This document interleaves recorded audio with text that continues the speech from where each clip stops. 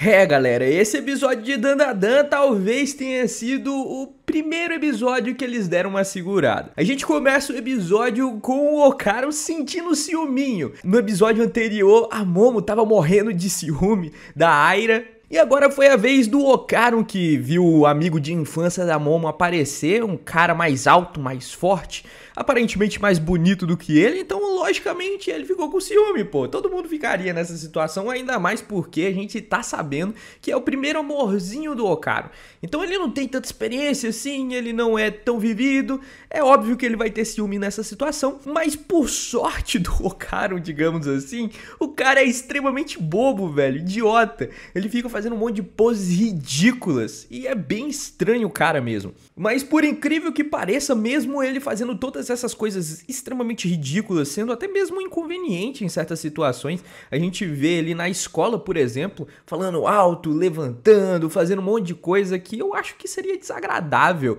Ele ainda assim é muito popular, porque ele fica elogiando todo mundo, ele não tem vergonha de elogiar. A gente tem que lembrar que lá na cultura japonesa, geralmente as pessoas são mais acanhadas, não fica abraçando, beijando o tempo inteiro, e ele é diferente. Então, por ele ser diferente, ele não ter essa vergonhinha, elogiar todo mundo, ele acaba conquistando as pessoas. Ele conquista tanto a turma dele, que é a mesma turma da Momo, quanto também a avó da Momo. Ele fica elogiando tanto que ele acaba sendo elogiado também de volta, ele acaba sendo querido. Mas tem uma diferença aqui, eu vou defender a Momo nessa situação aqui, porque quando a Momo pegou o Okaru e ficou com ciúme do Okaru, velho, olha a cena que ela pegou.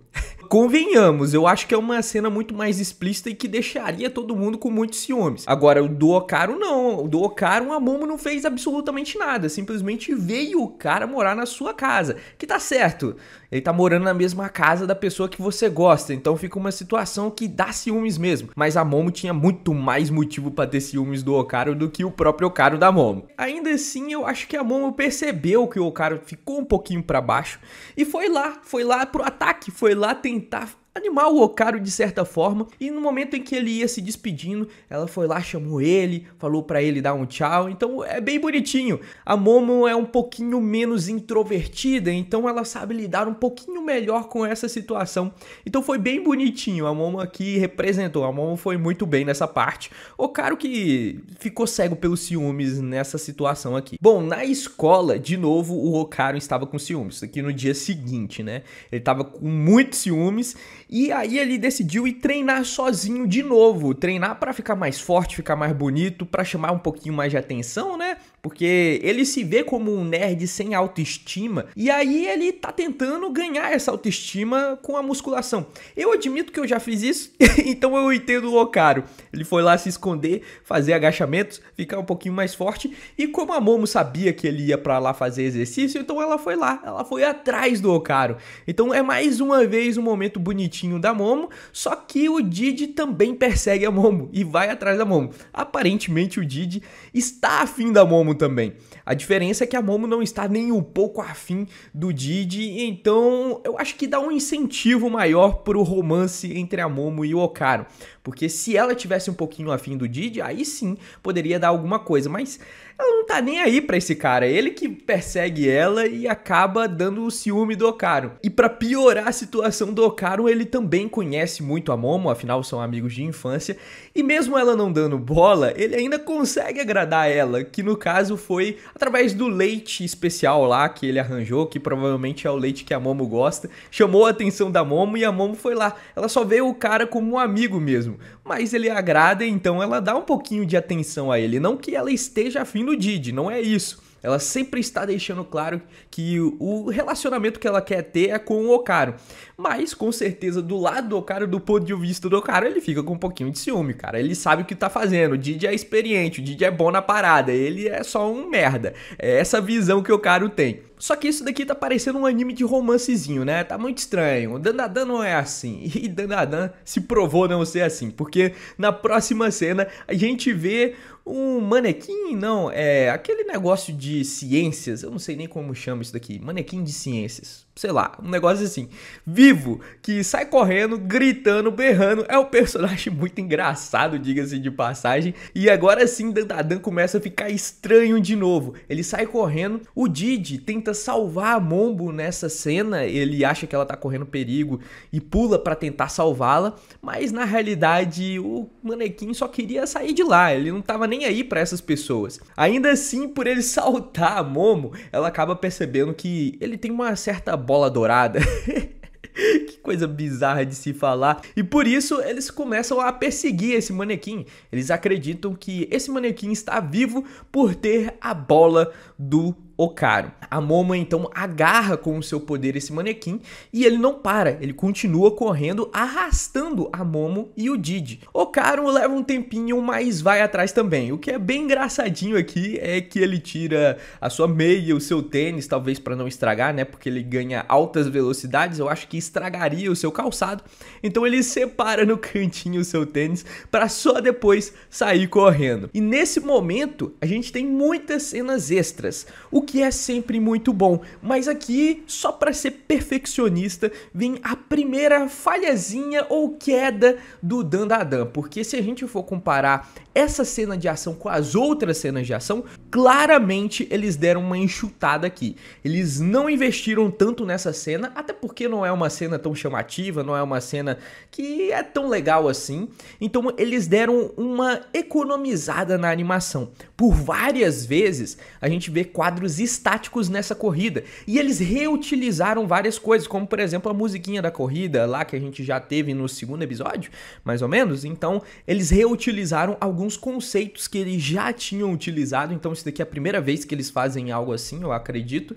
Então a qualidade dessa corridinha ficou menor, apesar de que eles terem também adicionado algumas cenas extras de ação. O mangá é um pouco mais enxuto. Basicamente, no mangá acontece essa cena aqui que dá pra ver, é igual ao que acontece no anime, e a Momo, ela é arrastada, eles não conseguem parar o manequim, e quando eles acham que vão parar, eles se separam e conseguem fugir.